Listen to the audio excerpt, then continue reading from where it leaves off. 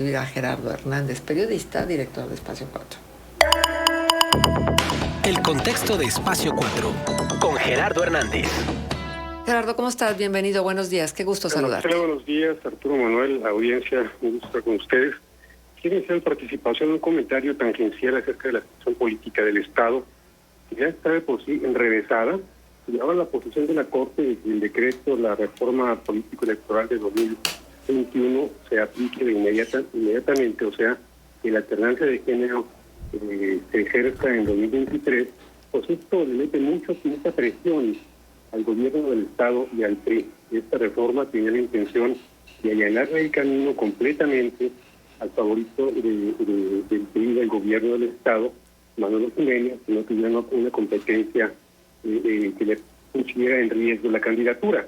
Esta posición de la Corte, insisto, pues podría obligar a todos los partidos a que postulen mujeres para la elección de gobernador del año próximo.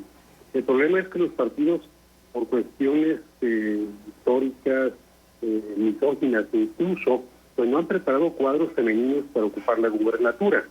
Esta dictamen de la Corte pues se debe justamente a la diputada Ogazón de Morena. Esto demuestra que cuando en el Congreso hay voces que ejercen realmente de oposición, puede lograrse este tipo de situación. Y ahora paso al núcleo del comentario. La vinculación al proceso del secretario de Finanzas, Ismael Ramos Flores, es un hecho relevante en Coahuila e incluso en México. En Coahuila porque este primer acto de la justicia, en este caso federal, ante un hecho arbitrario, un cúmulo de hechos arbitrarios, mejor dicho, ocurridos en Coahuila desde el gobierno de Humberto Moreira.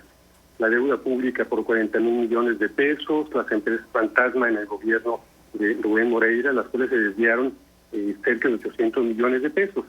Esta denuncia contra Ismael Ramos Flores, pues la realiza la Función Pública Federal en 2019 y sigue avanzando hasta que llegamos a este punto en el cual se le vincula a proceso por el desvío de 475 millones de pesos de un fondo federal que se creó en el gobierno de Felipe Calderón, pero que tuvo un uso arbitrario discrecional en la administración de Enrique Peña Nieto. Esto es relevante, insisto, porque no se había presentado una denuncia que tuviera consecuencias hasta este punto, como la que estamos comentando ahora, y se hizo comparecer por vía remota al secretario de Finanzas. Es oprobioso, es bastante vergonzoso para Coahuila que los últimos 3 secretarios de Finanzas del Estado hayan sido procesados. Uno en Estados Unidos, Javier Villarreal Hernández, vinculado con desvío de fondos, con desvío de recursos de la deuda pública, con sobornos. El segundo, que espera sentencia, Javier Villarreal en Estados Unidos, la cual se pospuso nuevamente. El siguiente subsecretario de Finanzas de Coahuila, que tuvo problemas con el gobierno de Estados Unidos, fue Jorge Torres López, fue detenido a principios de la administración federal en Vallarta, extraditado a Estados Unidos, donde terminó de purgar una condena. Tanto Javier Villarreal como Jorge Torres López regresaron al gobierno de Estados Unidos decenas de millones de pesos que les fueron confiscados en paraísos fiscales, propiedades, negocios, etcétera. También el señor de los Dragones, vinculado al tema de Coahuila, de sobornos por contrato de obra pública, regresó grandes cantidades de dinero al gobierno de Estados Unidos, las cuales debían haber reingresado a las arcas de Coahuila, pero aquí nunca se hizo la demanda correspondiente ante el gobierno y los fiscales de Texas. Hoy esta situación de Ismael Ramos Flores, insisto, habla del desorden, del caos, de las irregularidades múltiples en finanzas durante el gobierno de Humberto y de Rubén Moreira. Existe sobre este mismo tema un libro que se llama El caso Viuda Negra, de Manuel Oeste, Cendric Raciel y Arturo Ángel, periodistas muy reconocidos, autores de diferentes libros, donde profundizan ellos en el asesinato de Isaac Gamboa. Él era una pieza aparentemente irrelevante de la Secretaría de Hacienda en el gobierno de Enrique Peña Nieto, que dependía directamente de Luis Videgaray. Este libro habla justamente de cómo algunos fondos federales creados durante el gobierno de Calderón y posteriormente enriquecidos en la administración de Peña Nieto se utilizaron para desviar recursos públicos a campañas políticas del PRI, particularmente en los años 2015, 16 y 17. Habla de un personaje clave en esta operación Zafiro, como se denominó a este entramado de desvío de recursos multimillonarios, que habla únicamente en 2016 de más de 5,000 millones de pesos. Una pieza clave fue, y aquí se describe toda la operación, cómo funcionaba esta red de complicidades y de corrupción. Se menciona muy específicamente el caso de Alejandro Gutiérrez, operador en ese momento de Manuel Fabio Beltrón, presidente del PRI. Ese sonido muy interesante habla incluso de la presencia de Ismael Ramos Flores ante este señor Isaac Gamboa para negociar contratos, acuerdos con la Secretaría de Hacienda. Consistía esto en enviar a los estados recursos federales no etiquetados que se podrían utilizar al arbitrio del gobernador y después se regresaban al PRI. Regresaban al PRI en el caso de Chihuahua, que está hablando de 275 millones de pesos, de los cuales 250 se regresaban al PRI nacional y 25 se quedaban con el gobierno del estado. De cómo César Duarte, actualmente en prisión en México justamente por la operación Zafiro, prácticamente compró la candidatura para la elección de 2016 para su candidato al PRI. Pagó esa cantidad, 250 millones de pesos, para que textualmente Manuel Fabio palomeara a su candidato Francisco Serrano. Este personaje, Isaac Gamboa, pieza de un entramado nacional con profundas raíces en temas de corrupción, fue asesinado en su casa de Morelos, el estado de Morelos, junto con su madre, con 2 hermanos, con una hermana. Fue un asesinato múltiple. Se quiso cubrir este multihomicidio con el tema de un crimen pasional. Sin embargo, las conexiones políticas que tenía Isaac Gamboa con el presidente de la República, con Luis Videgaray, con los gobernadores, como Manuel Fabio Beltrones, pues apunta hacia un crimen de Estado. La tesis que se maneja aquí es justamente que tenía demasiada información y que estaban llegando cada vez más cerca a Luis Videgaray y por extensión al presidente Enrique Peña Nieto, quien teóricamente aprobaba todas estas operaciones. Este libro nos lleva de la mano por un recorrido, insisto, que los mexicanos casi ignoramos por completo. Ni siquiera nos imaginamos cómo se manejan estos fondos federales a escala federal, cómo se comprometen obras, se comprometen candidaturas, se llega incluso a amenazar de muerte, en otros casos a consumar asesinatos, crímenes. Y por eso es, insisto, la relevancia de esta vinculación al proceso de Ismael Ramos Flores. Tiene todas las características este manejo por la denuncia que se está presentando ante la que presentó la función pública de la operación Zafiro, una operación que surgió de acuerdo con este libro el Estado de México en 2015 y después se aplicó en casi toda la República.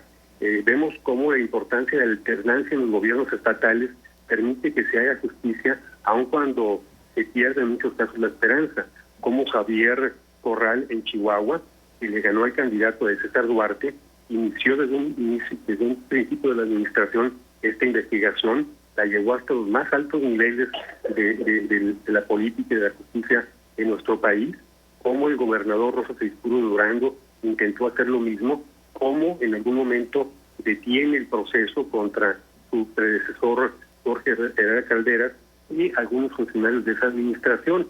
Se acobarda Rosas Aispuro, detiene el procedimiento y no lo sigue como ocurrió en Chihuahua, que tiene en prisión hoy, insisto, el exgobernador César Duarte, como funcionarios de la propia administración filtraron al gobierno inicial de Javier Corral la información que permitió escarbar y llegar hasta este punto la investigación, al punto de que, insisto, está hoy César Duarte, otro gobernador priista, presumido por Peña Nieto como la nueva generación del PRI en prisión. Es la importancia que tienen las alternancias en nuestro país. Donde hemos visto gobernadores entre rejas es justamente donde hubo alternancia. Veracruz, Quintana Roo, Chihuahua, posiblemente Campeche también con Alejandro Moreno.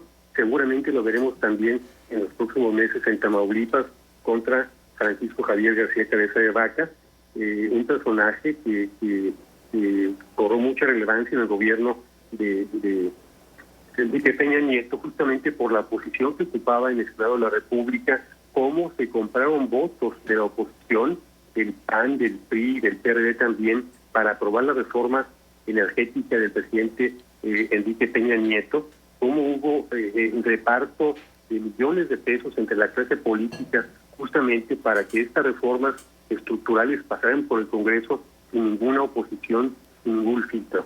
Esto es un libro para quienes estamos en este medio periodístico y para el público en general muy interesante porque nos describe, repito, las entrañas de un sistema altamente corrompido. Se explica que el PRI pierda gubernatura y que tenga actualmente 2, porque ya perdió las fuentes de financiamiento que le permitían engrasar la maquinaria electoral, comprar votos y ganar elecciones. Hoy el PRI tiene únicamente Estado de México y Coahuila, que están vigilados por la Federación, que no tienen margen de maniobra para poder seguir comprando votos, para seguir ganando elecciones. Entonces, el PRI, en este caso, que es el partido al que se refiere la Operación Zafiro, no se conformaba con recibir 2.000 o 3.000 millones de pesos de financiamiento público, sino que esa cantidad la multiplicaba 2, 3 o 4 veces más con pactos, con acuerdos con los gobiernos estatales. Entonces, este es un hecho, el de Coahuila, la Operación Zafiro, que se describe en este libro, el caso Viuda Negra, muy importante para documentarnos, insisto, acerca de sobre qué cimientos estaba sostenido el sistema político electoral que le permitió al PRI gobernar el país durante más de 70 años. Bueno, nos lo imaginamos. Qué bueno que se documenta y qué bueno que está ahí esta investigación. Y como han venido ocurriendo de esta realidad de que es a través del periodismo que se da, que nos hemos dado cuenta de un montón de acciones totalmente irregulares, ¿no? Hay que recordar que esto es en todos los partidos y durante todos los tiempos. Hay que recordar aquella famosa historia del señor de las ligas, de Bejarano, de Dolores Padierna, de Carlos Imaz, del propio tesorero del hoy presidente Andrés Manuel López Obrador, y que en ese momento era el regente de la Ciudad de México, del Distrito Federal. Entonces, sí, son historias que luego se cuentan, pero cuando se documentan, creo que adquieren otro cariz y otra dimensión. Qué bueno que se hace. Sí, efectivamente, el antecedente de Javier Corral es que es periodista, justamente. Corral inicia su carrera en el periodismo, recibe un premio internacional en Estados Unidos. Claro. Y este caso al que me refiero, la Viuda Negra, ahí estamos hablando de asesinatos, prácticamente asesinatos por orden de altos mandos políticos para evitar que ese escándalo contaminara figuras como Peña Nieto y como Luis Videgaray. Celebremos entonces que hay periodismo de investigación, que se acude a las estructuras, que por sí solas no mueven un dedo para que se haga justicia en un país donde impera la impunidad como es México. Muy bien. Pues nos quedamos con todo esto. Muchísimas gracias por estar con nosotros, Gerardo. Siempre un gusto tenerte en Contextos. Igualmente, deseo buenos días, un fuerte abrazo a ti, a la mesa y a la audiencia. Abrazo, Gerardo. Muchísimas gracias. Oigan, ¿qué pleito se trae Miguel Ángel Osorio Chong con Alejandro Moreno? ¿No? Ya se viene diciendo lo que pudiera ocurrir. Sé que ya se han iniciado algunos procesos ante justicia partidaria del partido en las que se le está señalando a Alejandro Moreno por la ineficacia, ineficiencia y lo que se le ha señalado de corrupción de acciones al margen de la ley, dijo Osorio Chong. No obstante, advirtió que él presentará un recurso primero ante los órganos priistas para que se lleve a cabo la elección de una nueva dirigencia y, de ser el caso, acudirá al Instituto Nacional Electoral y al Tribunal Electoral del Poder Judicial de la Federación para que ellos decidan. Ante la posibilidad de que Alejandro Moreno intente expulsarlo del partido, el senador de la República respondió: nos vemos en tribunales. Ante la acusación que hizo Moreno Cárdenas al senador priista en el sentido de seguir la misma línea de Morena para dividir, Osorio Chong respondió que no es él quien se ha reunido con el gobierno ni sentado a platicar con ellos, contrario a lo que sí ha hecho el líder priista. Bueno, pues a ver. La crisis del ¿De PRI, qué, ¿no? ¿De qué suela salen más correas? ¿O de qué cuero? ¿De qué cuero salen más correas? Vamos a ver. En este pleito interno, que insisto que fue con lo que empezamos este espacio, poco favorece, sobre todo porque los tiempos electorales están encima. Bueno, y hay que tomar en cuenta también que viene un poco en consecuencia de que el PRI perdió Hidalgo, que nunca lo había perdido, y que bueno, eso golpea directamente también a Osorio Chong, ¿no? Quien es de ese grupo de Hidalgo, y además pues la crisis que está viviendo el PRI a nivel nacional, que está dejando ya, es un hecho, el control del partido en los pocos gobiernos estatales que le quedan. Bien, son las 8:26, vamos a hacer una pausa comercial, regresamos enseguida. Contextos. El programa líder en la radio hablada en la